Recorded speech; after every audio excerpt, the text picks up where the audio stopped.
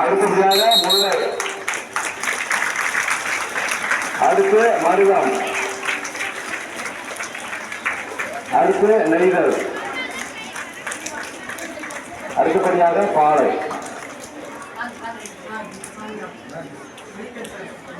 அடுத்தபடியாக உறுதிமொழி எடுத்தல் பொறுப்பாசிரியர் மற்றும் மாணவர் தலைவர்கள். உறுதிமொழியை எடுப்பதற்கு ஒருங்கிணைப்பாளர்.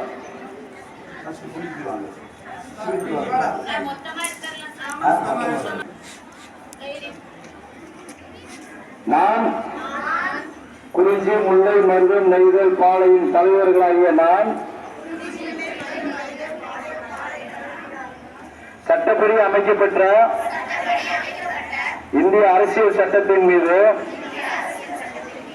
உண்மையான பற்றார்வமும் பற்றுறுதியும் கொண்டிருப்பேன் என்றும் இந்தியாவின் இறையாண்மையும் ஒருமைப்பாட்டையும் உறுதியாக பற்றி நிற்பேன் என்றும்